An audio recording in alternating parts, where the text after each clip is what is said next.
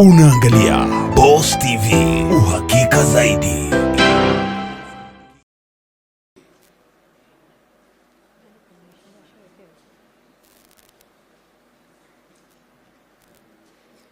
Can we all stand up, please, to welcome our dear leaders? Thank you very much.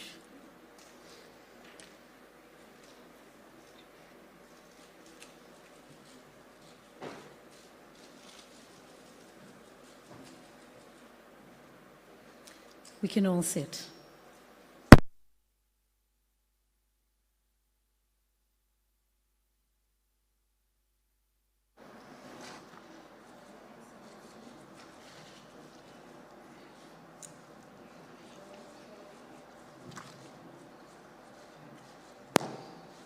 Hello, Your Excellency, President of the United Republic of Tanzania, Samia Suluhu Hassan, Honorable Kamala Harris, Vice President of the United States of America, distinguished guests, members of the press, good afternoon.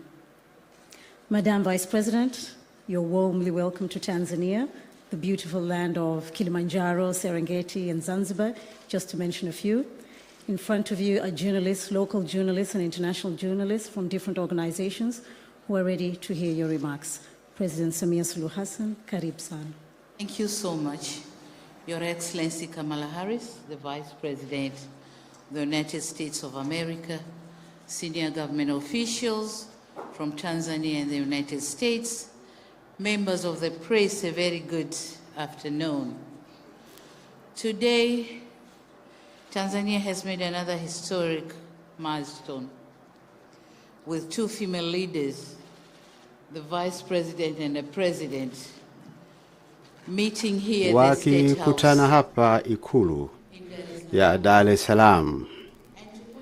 Na kuongeza juu ya hayo yote, viongozi hao wanakutana wakati wa mwezi muhimu sana, mwezi wa historia ya wanawake, mwezi Machi.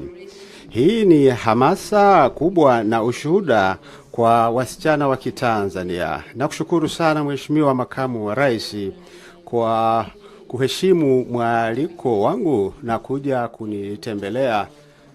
Karibu sana. Mheshimiwa Makamu wa Rais na dada yangu mpendwa, ninakushukuru kwa kukubali mwaliko wangu na kuifanya Tanzania kuwa miongoni mwa nchi za kipaumbele katika ziara yako barani Afrika. Hii pia ni uthibitisho wa dhamira yako ya kuimarisha zaidi uhusiano na Afrika, na hii ni hatua muhimu nasi sote tumekuwa tukikisubiri. Ziara yako inathibitisha uwepo wa mahusiano yetu katika sekta mbalimbali. Ziara za viongozi mbalimbali kati ya nchi zetu zimeendelea kuimarisha mahusiano haya. Na ziara yako ya sasa na uhakika kwamba Watanzania sasa msubiri sasa Mheshimiwa Joe Biden kuitembelea Tanzania. Na tafadhali naomba unipelekee salamu zangu kwake na mwaliko, na umwambie Tanzania inamsubiri Mheshimiwa Joe Biden. Ni heshima kubwa kuwa nawe hapa. Asante sana na karibu Tanzania. Nategemea unafahamu baadhi ya maneno ya Kiswahili. Kwa mfano neno karibu unaweza kuwa unalifahamu, na neno jambo, safari au maneno ya Kiswahili bila shaka unayafahamu Mheshimiwa Makamu wa Rais. Asante.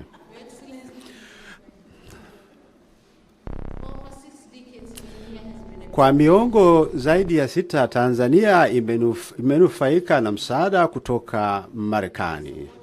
Na msaada huo umechangia kwa kiasi kikubwa kwenye jitihada za taifa za kuboresha maisha ya watu wetu.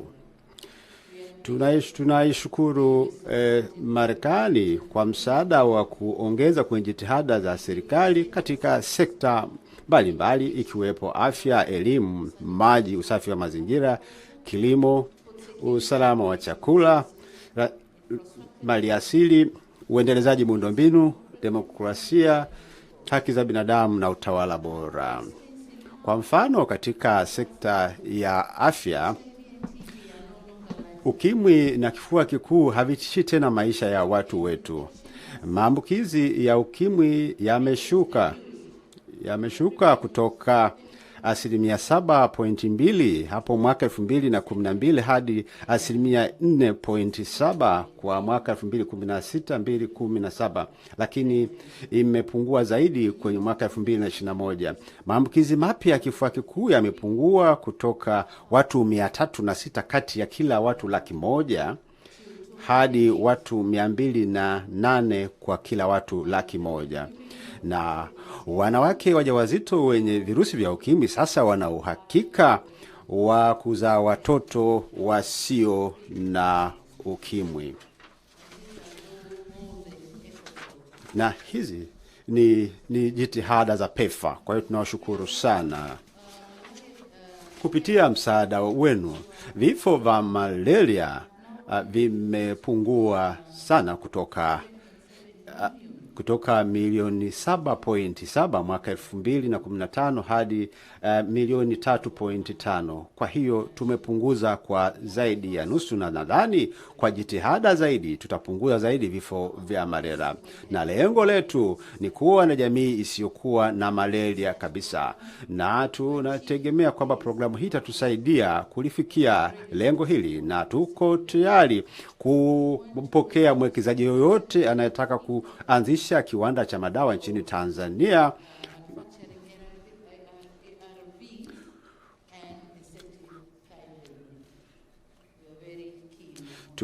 Tunategemea tumpate mwekezaji wa aina hiyo, na hii ni kwa sababu tunataka kupunguza mnyororo wa thamani. Tukizalisha madawa nchini Tanzania, gharama itakuwa ni ndogo.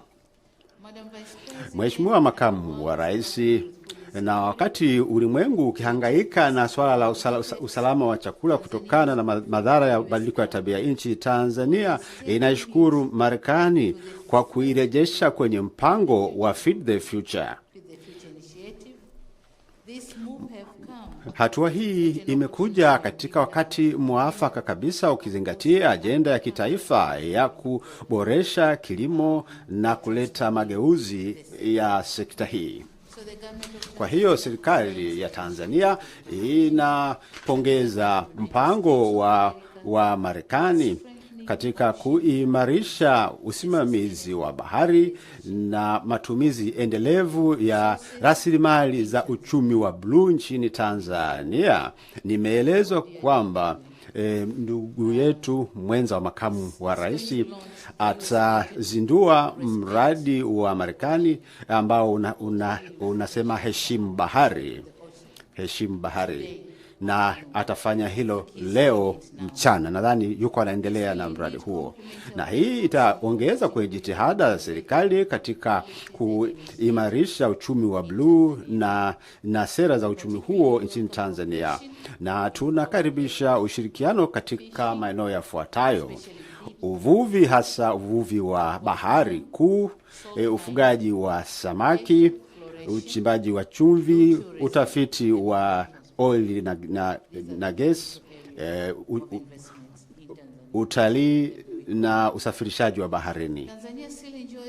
Tanzania imeendelea pia kunufaika na misaada mbalimbali kutoka kwa watu wa Marekani, kama vile katika mpango wa AGOA. Tunaomba kurejewa kwa mkataba wa AGOA kwa sababu sasa umekaribia kufikia mwisho, kwa sababu ni muhimu biashara zetu ziendelee kukua katika muktadha wa AGOA. Kwa hiyo tunaomba kuongezeka kwa muda wa mkataba huo. Kama unavyofahamu, mwaka 2025 mpango huu utakuisha, na nchi za Afrika ikiwemo Tanzania tunaomba kurefushwa kwa muda wa mkataba huu angalau kwa miaka 10, ili wawekezaji wanaowekeza nchini Tanzania wakitumia programu hiyo wapate uhakika wa biashara yao kuwa endelevu. Kwa hiyo kama tutakwenda hadi 2030 itatusaidia sana. Tunakushukuru sana. Mheshimiwa Makamu wa rais, masuala ya demokrasia limekuwa la muhimu sana katika serikali yangu. Tumejitahidi kuwa serikali ya demokrasia inayozingatia utawala wa sheria. Na katika muktadha huo ninamshukuru Mheshimiwa Joe Biden kwa kunialika kushiriki katika mkutano wa demokrasia mwaka 2022 ambao nilifanya kwa njia ya mtandao. Mwaliko huo unatuma ujumbe kwamba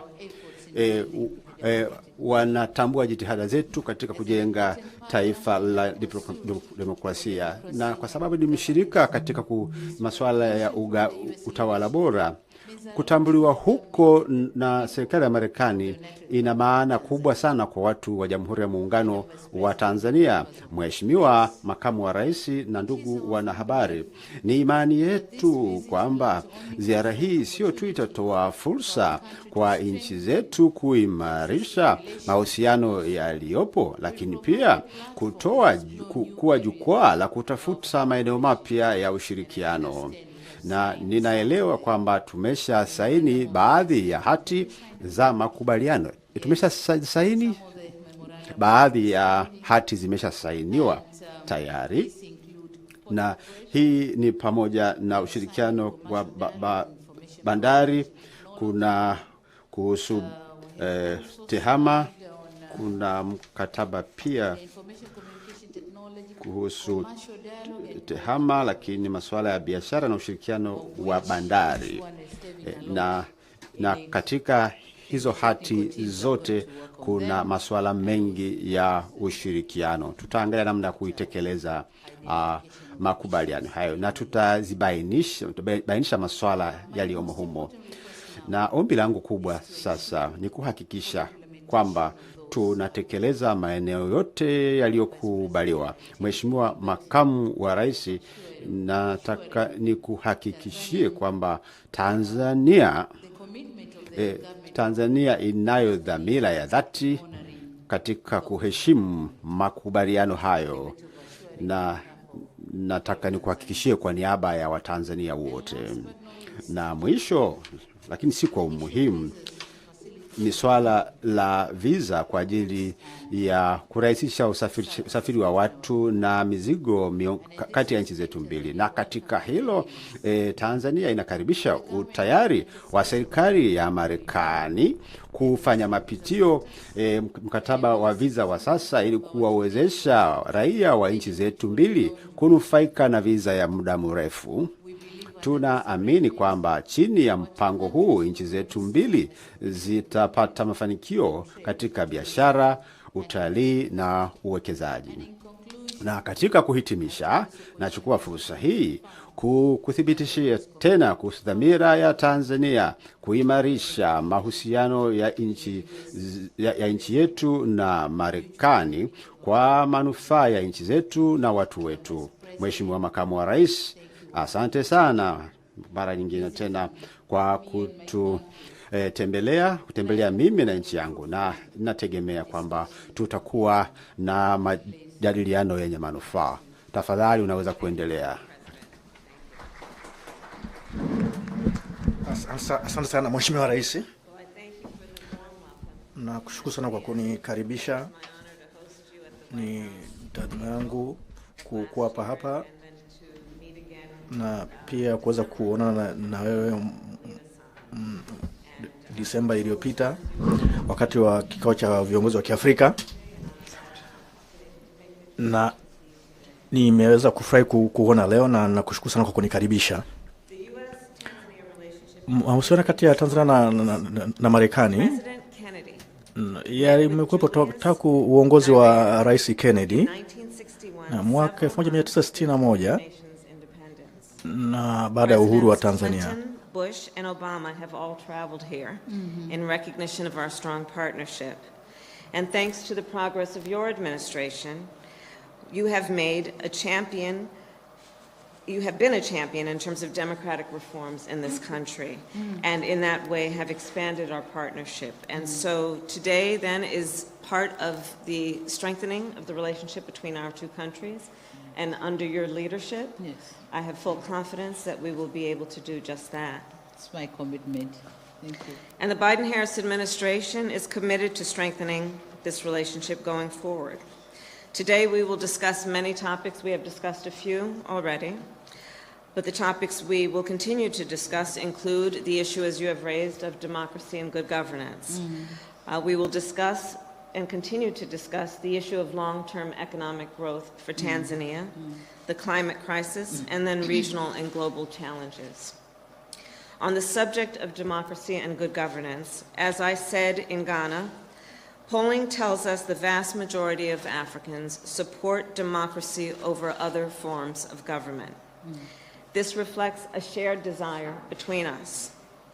And the United States will continue to work alongside democratic governments in support of democratic aspirations, and the democratic aspirations in particular of the people of this continent. Madam President, under your leadership, Tanzania has taken important and meaningful steps. And President Joe Biden and I applaud you. Thank you. You have been open to working with the political opposition. We have discussed that. You have lifted the ban on political party public rallies. You worked to improve the freedom of the press. And just yesterday, you participated, as you mentioned, in the Summit for Democracy. On the subject of economic growth, good governance delivers predictability, stability, and rule of law, which businesses need to invest. Working together, it is our shared goal to increase economic investment in Tanzania and strengthen our economic ties. To do so, I am pleased to announce a series of new initiatives. One, the Export-Import Bank will sign an MOU with Tanzania, which will facilitate up to $500 million in U.S. exports to Tanzania in the areas of transportation, infrastructure, digital technology, and clean energy projects. Yes. Two, we are launching a new partnership on 5G technology and cybersecurity. As I have been making clear on this trip to the continent, I believe that the innovation and ingenuity that is taking place here on the continent will shape the future of the world and will benefit the world. In Tanzania alone, thanks to your leadership, Madam President, and partnership with the private sector, work is currently underway to build the first of its kind processing facility on the continent for minerals that go into electric vehicle batteries. This will deliver battery-grade nickel to the United States and global markets as soon as 2026.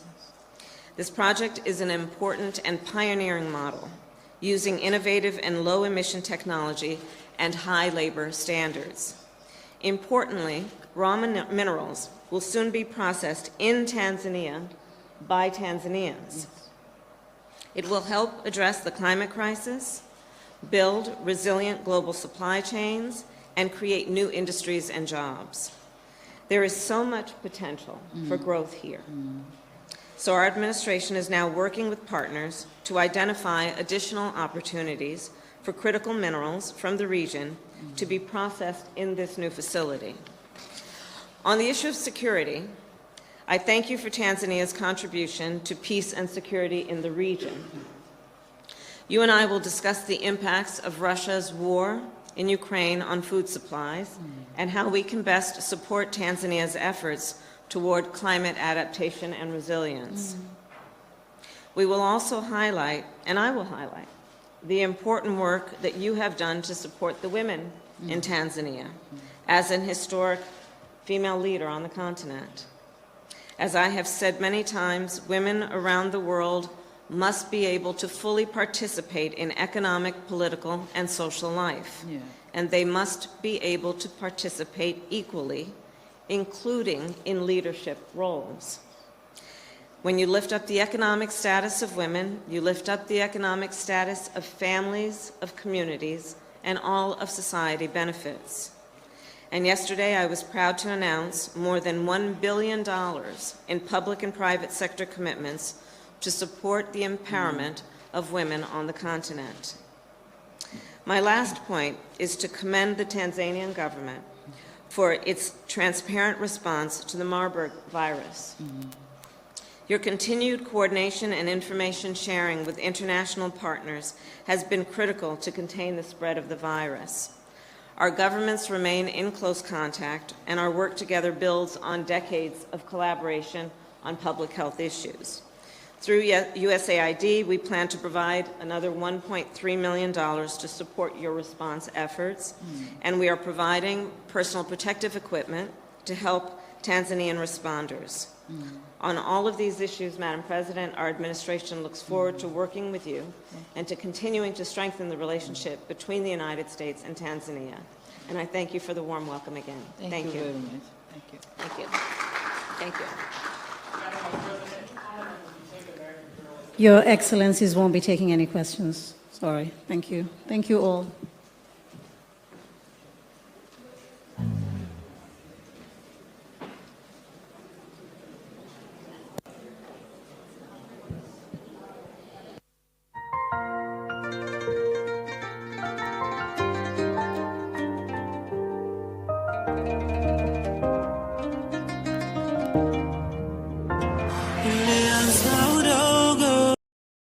Unaangalia Boss TV, uhakika zaidi.